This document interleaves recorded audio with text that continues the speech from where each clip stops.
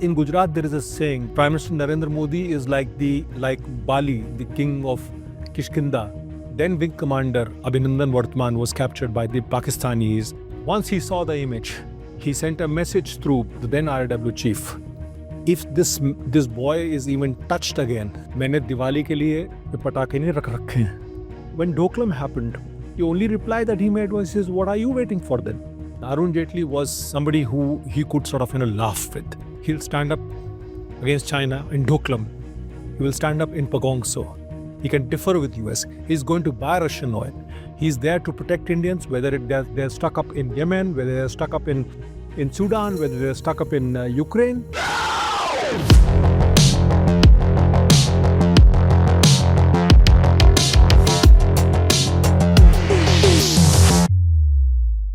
Hello and a very warm welcome to all. You're watching Hindustan Times and my name is Aayesha Varma.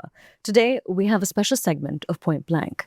It's been 12 years since Prime Minister Narendra Modi took office, and we have HT's very own Shishir Gupta here with us to share memories, insight, and more. It's never been heard before. Sir, namaskar.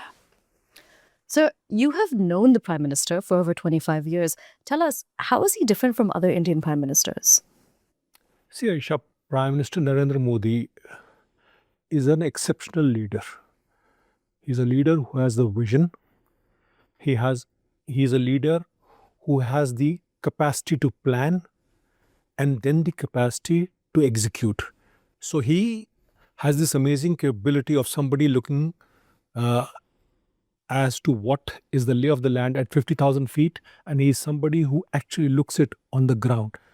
So he's a great visualizer, conceptualizer, and a great implementer. That's what is all about Modi. He is somebody who is committed to India, passionate about India, passionate about Indians. He believes in Ek Bharat, Shresht Bharat. He is not the person, where people try and project to him saying that, he's anti this or anti that. He is purely dedicated to this country and to the well-being of people. Most importantly, to the empowerment of the women. So, beyond this, in the past 12 years, tell us more about how he has been able to project India on the global stage and bring us to the global high table. See, Prime Minister Narendra Modi is actually a workaholic, to the power of infinity. I mean, where people stop is the point where he starts. And he has done some wonderful work when it comes to projection of India on the global stage. In the past 12 years, he's built India's capability. Now, whether it is in human disaster relief, whether it is in vaccine diplomacy, whether it is in case of infra projects, whether it is in case of sort of, coming out to help countries when they want to do it, he has amazing clarity as to what he has to do. He has amazing clarity as to what he perceived that the world should see as India. So he is clear about, what he has to say to China. He's clear about what he thinks on terrorism. He's clear about how he is going to engage the Gulf countries, which he has done in an amazing sort of a way. He's not woolly-headed like the people in the past. He doesn't live on emotions or sort of, some past legacy issues. So when it comes to China, he'll stand up against China in Doklam. He will stand up in Pagong So. He has a relationship with Israel. He will stand up to it. He's clear about what he wants to do with the neighborhood. He's clear about how he is going to engage with US. He can differ with US. He's going to buy Russian oil. Ultimately, it's all about how does it benefit India and Indians. He's there to protect Indians, whether they're stuck up in Yemen, whether they're stuck up in Sudan, whether they're stuck up in Ukraine. He is there. His whole mindset is of somebody who's actually passionate about India and passionate about how he will take India forward. His biggest legacy is how he sort of, defined the relationship with the Gulf countries, UAE, Kuwait, Oman, Saudi Arabia. He's done that. Nobody has done in the past. He has maintained amazing relations with the Russians, with the Russian leader, with the Americans, and also with China, as long as they did not create any issue on the border. So he is upfront about things, and he is not afraid of calling you out if it is not working in the interest of India. So his basically thing is building capabilities, having clarity on how India needs to do ahead. Now I'll give you an example. When Doklam happened, then that time, the National Security Advisor Ajit Doval, and then Foreign Secretary S. Jaishankar, and then Indian Army Chief General Rawat went up to him to say that this is what has happened. The PLA is supposed to cross, is heading towards the Jamferi Ridge and is going to cross the Torsa Nala. The only reply that he made was, he says, what are you waiting for then? Sure enough, we stood up against the Chinese and Doklam. Sure enough, we stood up against the Chinese in Galwan, against the Chinese in Pongso. Similarly, if you look at Pakistan, if you look at other countries, I mean, even the neighborhood right now, I mean, there is a lot of panic, that India is not taking care of the neighborhood. No, you see, we are really, the ties with Nepal are really growing very strongly. The ties with Sri Lanka have really expanded. The ties with Bangladesh are reversing after the horrible time of Muhammad Yunus. Myanmar, Bhutan, yes. So that's where it is. I mean, here is this leader who will do everything for the neighborhood, but he will not allow Hambantota. So, since one of the biggest aspects, rather, of the Prime Minister's legacy, and it sets him apart from other Prime Ministers, is essentially his stance on terrorism. Can you tell us any anecdotes not known in the public sphere which demonstrate his tough response?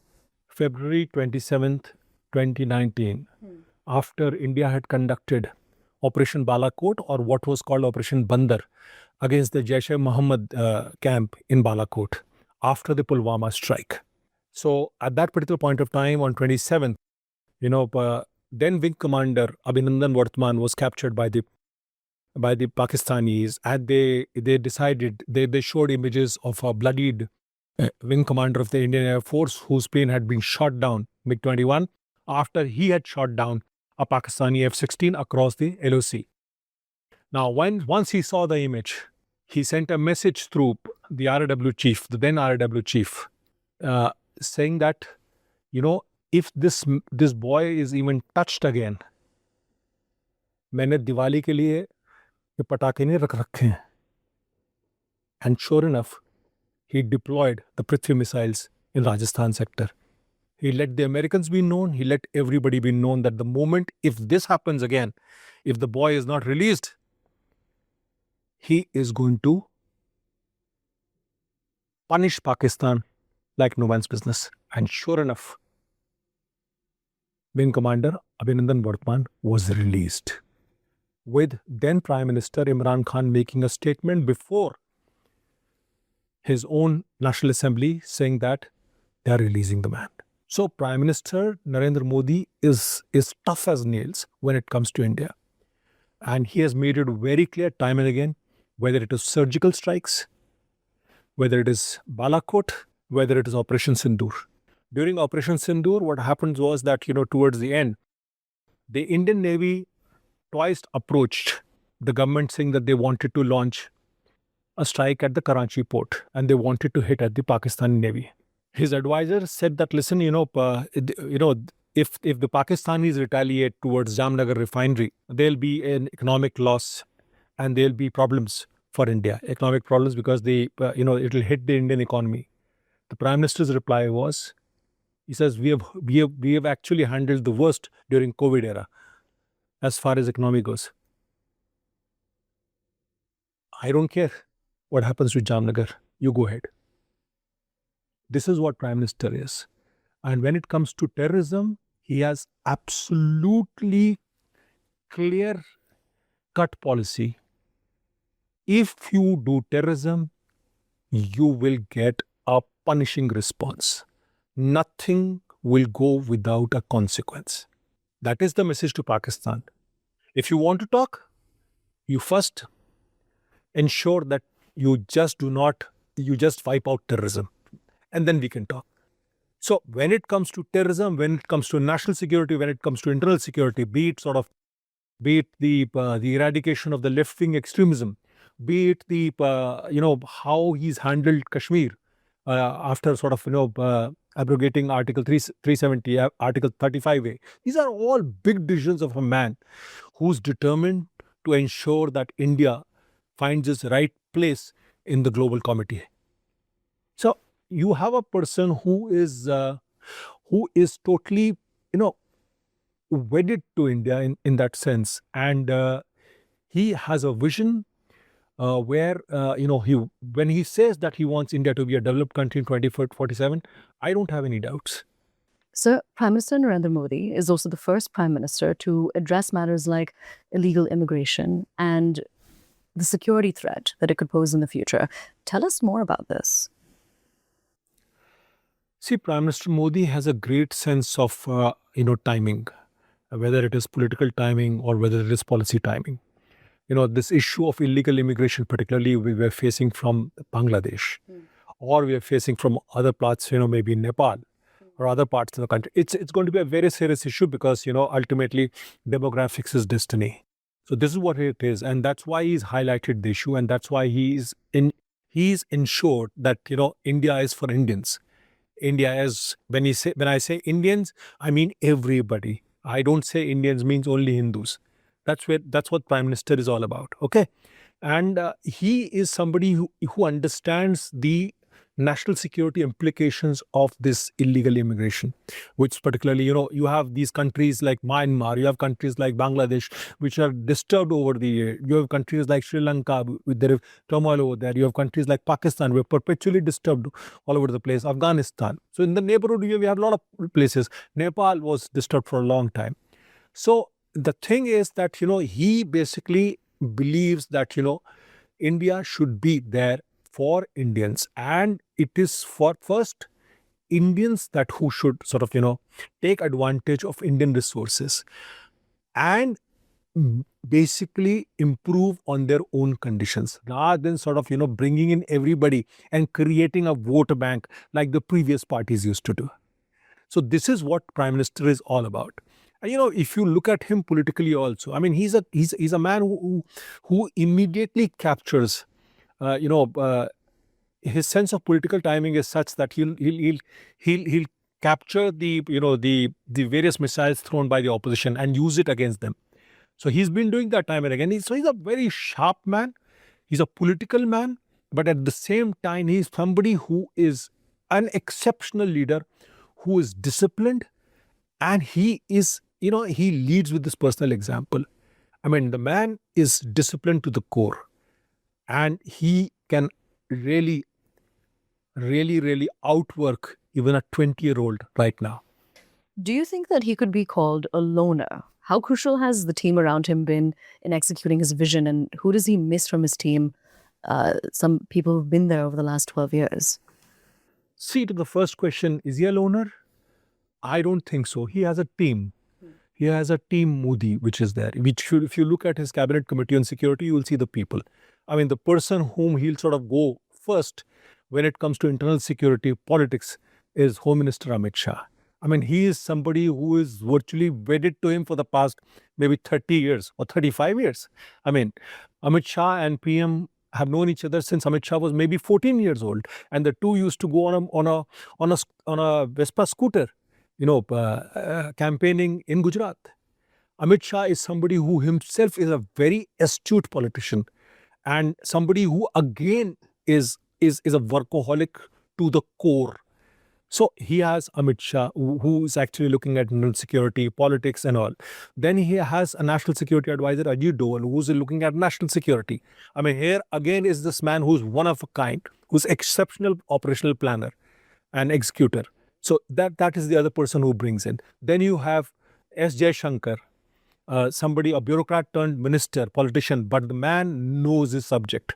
He is somebody who's very articulate in and is not afraid of calling the shots when it comes to anything. He doesn't take anything lying down. Then you have Defense Minister Rajnath Singh. Rajnath Singh was somebody who actually proposed him in 2013 to be the prime ministerial candidate. He is somebody who is close to the prime minister in that way. Then you have Nirmala Sitharaman. I mean, somebody who executes the vision of the prime minister, economic vision of the prime minister for the country. So you have these people, but they're, the key people here would be, these two people like Amit Bhai and Ajit Dole. I mean, somebody who sort of relies, trusts, and then you have S.J. Shankar, and basically all these people get together, and this is what is the team Modi. There are other people outside also, like Nitin Gadkari, who's handling the infrastructure. Then you have somebody who's handling agriculture, because he's done a whole lot of farmers' welfare also, and he continues to do that because he knows this is the way out of it. And then you have other ministers also. But when you look at the person, he is somebody who's working 24/7, and he's constantly on the move, constantly, hearing people out. He's got an amazing amount of patience. He hears people out, and he does not react. But once he takes a decision, he stands with it. Here is this one man who does not forget anything. But here is this one man who also does not forgive anything. As far as this whole business of, who does he miss? I mean, I am quite definite on this because, there are two people he definitely misses. One is his very close friend, Arun Jaitley. And Arun Jaitley was somebody who he could sort of, laugh with. Somebody whom he could actually joke with. Somebody who he could actually ask for advice and also sort of, contradict him if he did not like his advice. Then somebody who he actually misses, and India also misses, was Defense Minister Manohar Parrikar. Manohar Parrikar was somebody who actually executed the one rank, one pension scheme, despite everybody in the government saying, listen, go slow, go slow, go slow. But he said, no, here is what Prime Minister wanted. This is what I'm going to do. He was one person who actually cleared the Rafale deal despite everything. Had the Rafale deal not been done, you'd really be found wanting when May 2020 PLA transgressions took place. Then he was one person who actually, I remember once he actually prepared a 3-page note on the future of Indian Air Force. And I remember very vividly where the Prime Minister said that this is perhaps the best presentation that somebody has made to me. So you had Arun Jaitley who would sort of advise him on everything, who would, he was just, consigliere in many ways that way. He would advise not only him, he would advise Amit Shah and general people, and then he would take care of the entire thing. But these people were a very close bunch. They were all loyal to each other, and there were hardly, there could be differences, but then each could argue his own case. See, Prime Minister Modi is what you see is what you get. There's nothing superficial about the man. Let me tell you that, he went out of the way to invite Chinese President Xi Jinping in Ahmedabad on September 17, 2014, when he had just become the Prime Minister. This is the first thing to do. And when President Xi Jinping was in Ahmedabad, the PLA transgressed into Chumar, and a big transgression, and they transgressed, and there was a problem over there. So the national security problem with the armies being deployed. So the Prime Minister gave everything, laid the red carpet for the President. But then he also told him that if you don't get the PLA to go back to its original positions, I'll believe that this is being done at your behest. This is what Prime Minister Narendra Modi is. Straight, upfront, absolutely candid, and absolutely honest to the core. So in Gujarat, there is a saying that, Prime Minister Narendra Modi is like Bali, the king of Kishkinda, who sort of features in Ramayana. Bali was known to be somebody who would actually acquire 50% of the power of somebody he was fighting against. So for those who actually want to fight against Modi, they should remember this. So thank you so much for joining us and bringing us all of those revelations. With that, it's a wrap, but do stay tuned, especially for next week's segment of Point Blank.